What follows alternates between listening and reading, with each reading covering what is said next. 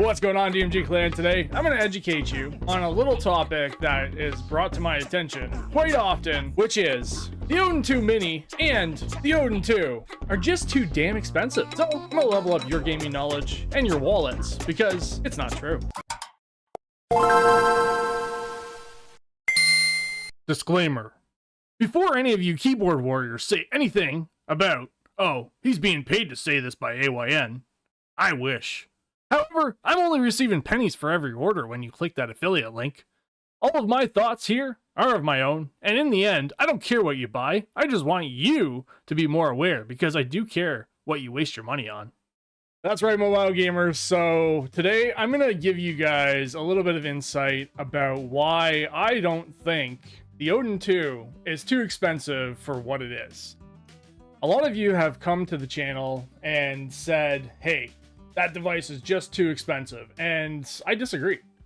And the reason why I disagree is because you're not thinking about the performance aspect of the device. You're looking at, ooh, baby, look at this purple thing right here. Let's try this again. Ooh, baby, look at this purple Retroid Pocket 5 right here. Well, hate to tell you, I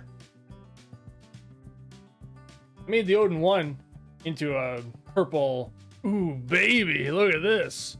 Because a lot of people have been saying, yeah, I bet you that one's the one that's going to sell out and it looks really good. I don't disagree. It does look really nice, and it's a nice looking device. It's got a nice OLED screen. Woohoo. It's got a bezel-less OLED screen. Whoop-de-freaking-do, Basil. I can just hook up my Odin 2 to my LED TV, or I could buy an Odin 2 Mini that has a mini LED, which is a lot different, of course, than an OLED, but it still hasn't bugged me. It hasn't given me any issues. Yes, it's $339 right now, but when I bought the Mini, it was actually $30 off because I sat there waiting for it to pop up on the website, and I got it for $30 off. For the black model, it was $309. So right now, the Retroid Pocket 5 is $219 minus $10, unless you got the super early bird sale that people were warning you to get, because Retroid likes to do this thing where they're like, save $10 because they know they're still making money anyways. So yeah, that's what they're doing. And yeah, any company's going to try to do this, but they're still making pennies on the dollar for a device that they probably got for really cheap. A Snapdragon 865 processor that's 5 years old, that honestly is not going to be able to do half the stuff that I think a lot of you are going to expect it to be able to do. Sure, it's got Linux. Oh boy, Odin 2 has Linux. You know, the Odin 2 has Linux, and I really, really hate when people say, oh, it's got Linux. Well, the Odin 2 has Linux, and nobody cares. Why does anybody care about Linux? The Android ARM-based processor that's inside this device is a very nice handling device or handling processor for what it is.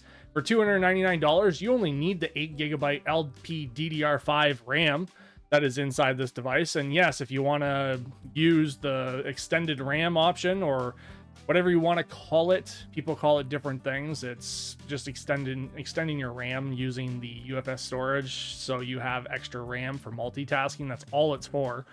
There was an issue with Yuzu back in like January where there was a memory leak, so that's why a lot of people are like, oh, if you use the extended RAM, well, I'll take to break it to you, but I was actually testing a lot of the 8GB model without the extended RAM on. Even played Breath of the Wild and some Tears of the Kingdom pretty freaking well. The only thing it lacks is the graphics, and that is where maybe the Snapdragon 8 Gen 4 or 5 might come into play with the graphics turnip drivers and stuff.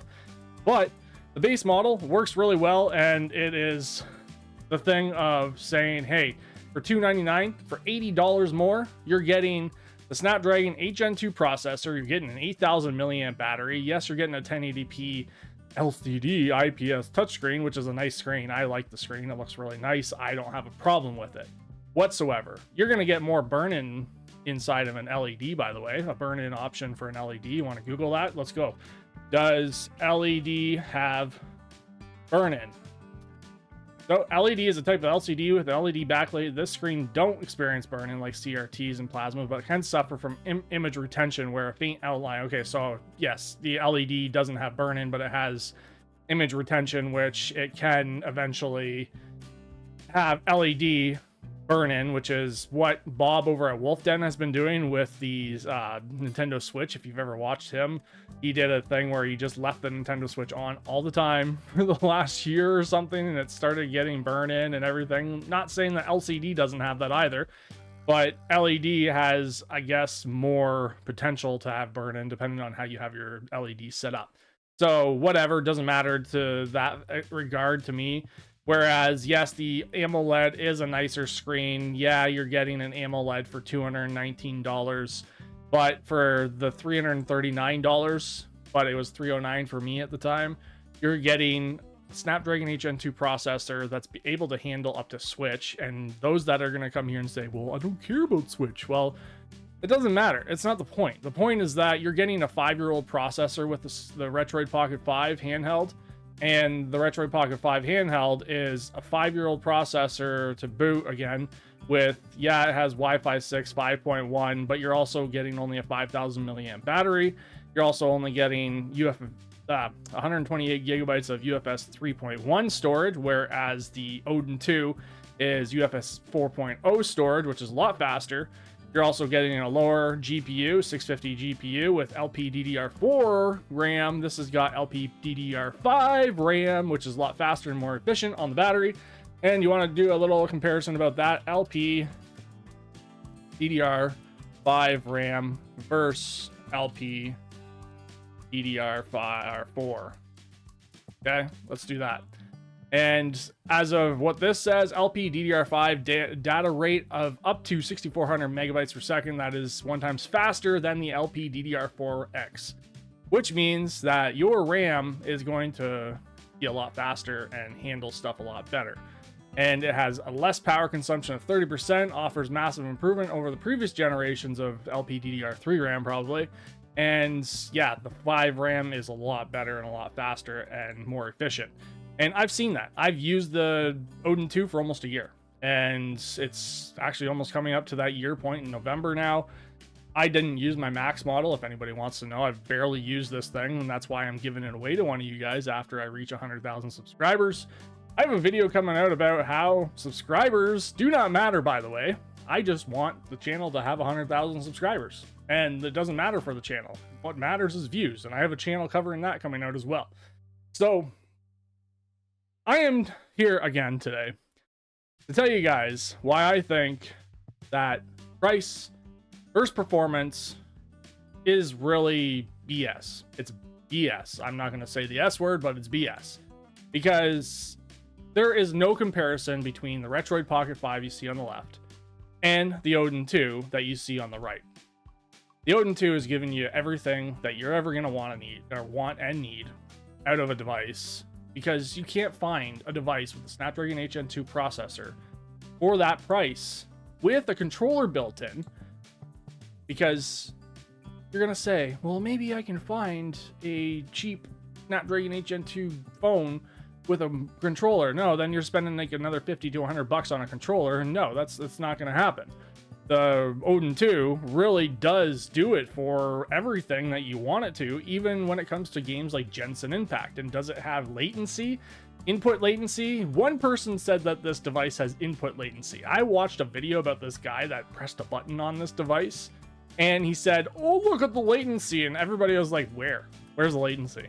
I didn't see no latency. The guy was smashing the button because he was probably like, oh, I just don't like this thing and wanted to get the money back for it or something. I think it's nonsense. I have won more COD mobile games online with this device, using this device, than my actual phone. Not saying my phone has latency, but of course, Bluetooth over your phone is going to have a little bit more latency when it comes to milliseconds of actual, sending, transmitting data, but I've never noticed it myself.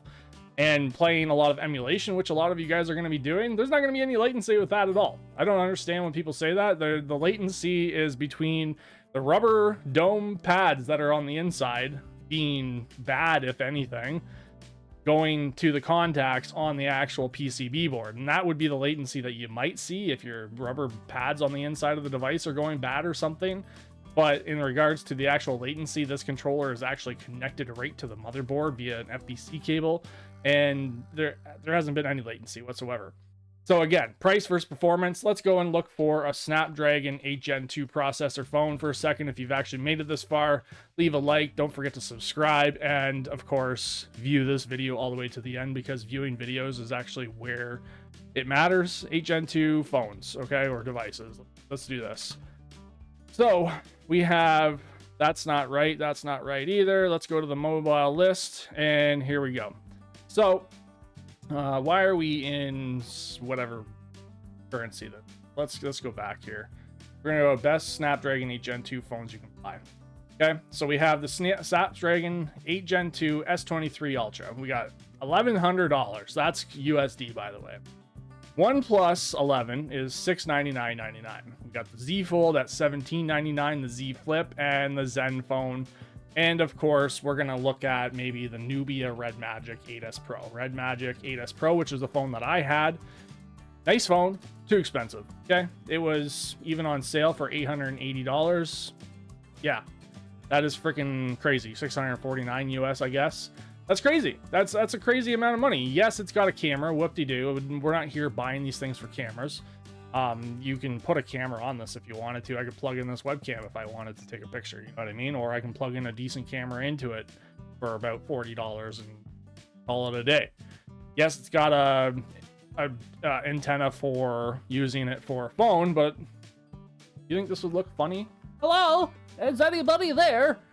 Yeah, I wouldn't wear that as a phone, you know? Like, that would be something that, you know, it's not really comparable. Whereas even with the antenna, how much are you going to be paying for an antenna? Probably $80, maybe not bad at all. I don't know exactly. I remember buying stuff like that parts wise back in the day when I used to like fix phones and stuff, but never spent that much money on repairing an antenna or soldering it back into place, whatever. But anyways, I am here to educate you as to how comparing this device, even at $209 compared to $299 with the early bird sale, and then of course this is supposed to be going up in price, isn't very comparable when you compare it to how much the Odin 2 is and what the Odin 2 has in store for you.